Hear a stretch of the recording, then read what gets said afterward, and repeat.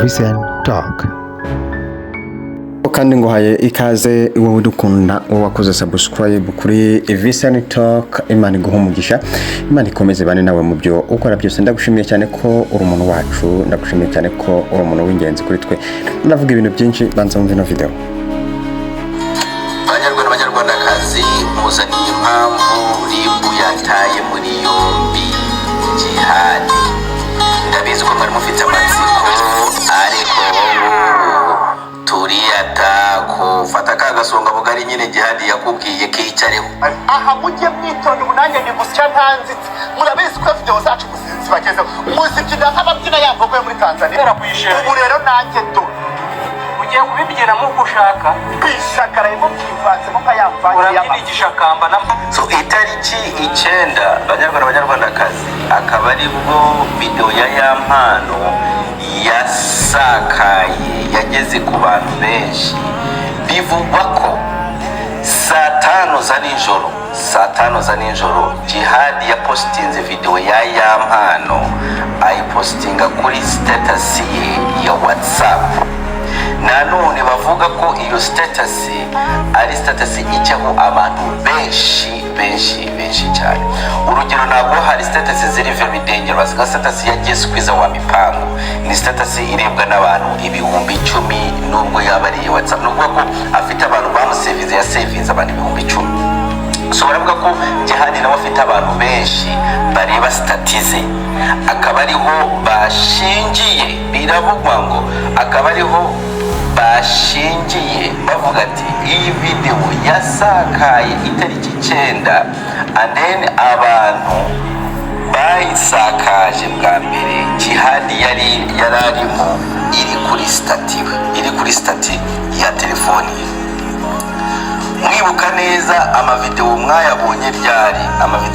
Video ya yampano wowe wayibonye ryari? Niba wibuka neza genda urebe ubwa mbere wabonye video ya yampano, ugaruke mu mutwe wawe uvuga ati ese ibyo numvishe kwa Dumba bishobora kuba bifite aho bihuriye.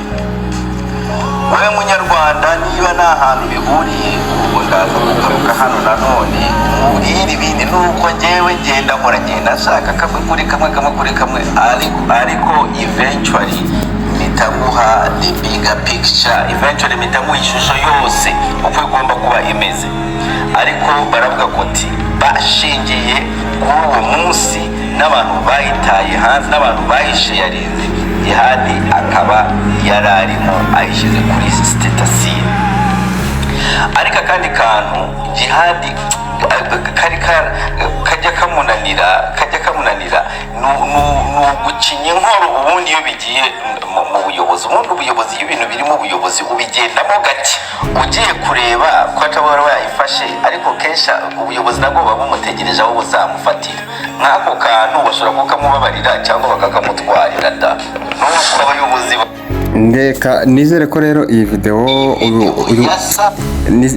nizere ko izi nkuru uzumvishe, ndetse abantu benshi bari bafite ikibazo ndetse bakajya bavuza Jihadi ngo arimo ngo arazira ubusa n'iki. Nizere ko hano Dumba abasobanurira kandi kandi ni inkuru rero iri kuvugwa itari kuvugwaho rumwe, ndetse n'amakomment ngiye kubasomera nkuko nabwiye ngo tugiye tureba imihanda, turebe stories zihari, turebe inkuru zihari, maze turebe ibiri kuvugirwamo, turebe ibyo abantu bose bari kuvuga. Niyo mpamvu nawe ufite uburenganzira bwo gutanga igitekerezo cyawe kuri video cyangwa se ibintu uko byumva. Rimwe na rimwe hari igihe umva abantu bavuga ngo wafashe video niwe ufite amakosa, abandi barimo bavuga ati we kuki atarafungwa. Urumva nyine ni imyumvire bamwe na bamwe, ariko burya amategeko hari icyo agenderaho. Ni mpamvu atarafungwa, hari impamvu, byose ni amategeko arimo abikurikirana. Niyo mpamvu mubwiye ngo nawe niba mbere yuko ukora ikintu, mbere yuko ufata telefone y'umuntu, ubundi muri rusange ntabwo itegeko ryemerera umuntu gufata telefone y'undi muntu, kuko bavuga ko telefone niyo yaba ari umugore wawe, niyo yaba umugabo wawe, burya nta burenganzira afite bwo kwinjira muri telefone yawe ngo checking ngo arebe ibyo ashaka kureba cyangwa se arebe ibindi bitamureba. Noneho by'umwihariko rero gukuramo dokima yawe cyangwa se gukuramo amashusho yawe ni ikindi cyaha ndetse kirenze ibindi byose. Naho wowe uvuga ngo ufata video nawe akwiye guhanwa, ntabwo ari byiza yego, ariko nanone burya telefone n'umutungo wihariye w'umuntu, n'umutungo uri privé, n'umutungo ushyiramo ibyo ushaka. Gufata video rero we nkawe nakosa ririmo, kubera ko nyine just kuko nibyo we yashakaga, kandi we ni nako ababyumva, kuko buri muntu wese burya abafite uburyo atwara ubuzima bwe, kandi abafite uburyo, ahubwo ikosa nyine nuko atashyizeho security ihagije y'iyo video yari yarafashe, cyangwa se nyine niyo security ashobora kuba yarayishyizeho, ariko tuzumva wenda uko urukiko ruzanjura cyangwa se uko bazanzura, ndetse twumve n'urubanza uko rwagenze. Ibintu rero biba bigenda bifata indi ntera umunsi ku wundi. Hano muri comment rero bagiye bavugaho amagambo agiye atandukanye, cyangwa se uko nawe ubyumva wabyandika muri comment kugira ngo ibintu byose bikomeze kugenda. Ngaha rero nimo mubwira ngo rega wowe rizagwera uzaba kiriho, kuko uwihuse yarapfuye bro. Ahangaha hano wanditse iyi comment, ngira ngo murimo hano murabibona. Ngiye amakosa yose rero nyamushyiraho, kuko wa boy we yifashe video ni yarazi ko izajya hanze. Jihad nk'umuntu ufite audience nini rero yarazengurutse live yose avuga ubusa, anakwirakwiza live. Ntabwo nk'umuntu yatanga wenda akamituweli ngo afashe abantu, maze Jihad amufashe n'uwo kuvuga negativity gusa, nibyo biba bimuraje ishinga. Ahangaha rero urumva ni comments ziba zagiye zivugwa n'abantu baba bagiye batandukanye. Niyo mpamvu hano mbana bigoye kuri screen kugira ngo zimwe na zimwe uzisomere. Harimo na comments ziba zigenda zishishije nyine, ariko ugomba kuzinyuzamo amaso nawe ubwawe ukisomera, nkuko imbana ziguhereje akantu kukane kugira ngo ibintu byose bigende neza cyane. Undi wavuze ngo ngewe mbona umuziki nyarwanda uzasubira inyuma nihatagira igikorwa, kuko ntabwo uzigitezwe imbere, ahubwo hasigaye hitabwaho ku bintu bidafite akamaro.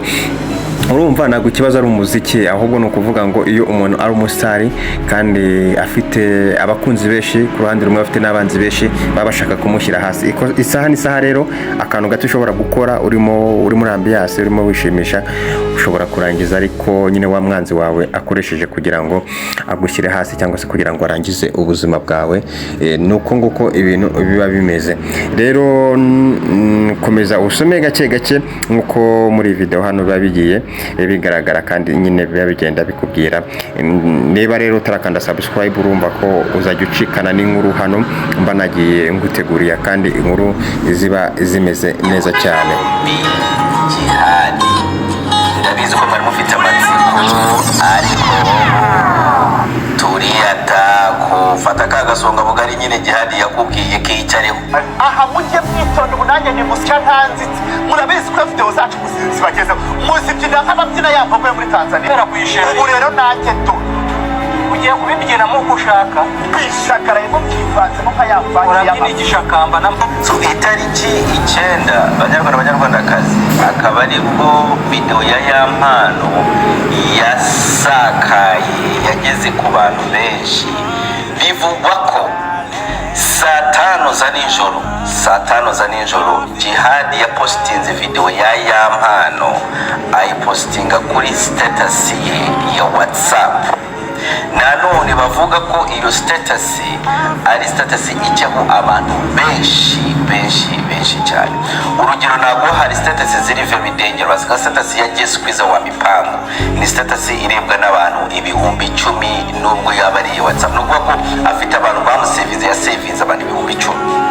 So baravuga ko Jihad nawe afite abantu benshi bareba statize, akaba ariho bashingiye, biravugwa ngo akaba ariho bashingiye bavuga ati iyi video yasakaye itariki 9, and then abantu bayisakaje bwa mbere Jihad yararimo iri kuri stati ya telefoni ye.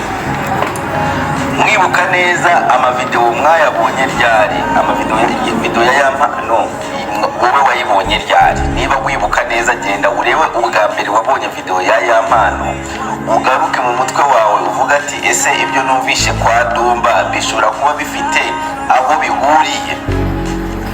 wowe munyarwanda niba nta hantu bihuriye ubwo ndaza kugaruka hano nanone mubwire ibindi nuko njyewe ngenda nkora ngenda nshaka kamwe kuri kamwe ariko eventually mpita nguha the bigger picture, eventually mpita nguha ishusho yose uko igomba kuba imeze.